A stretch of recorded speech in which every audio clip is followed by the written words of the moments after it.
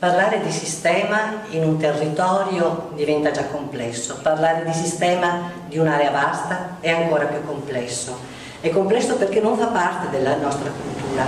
e quindi credo che questa esperienza che abbiamo fatto proprio di mettere assieme diversi soggetti su territori diversi diventi un valore aggiunto per il progetto stesso. Sperimentarsi in questa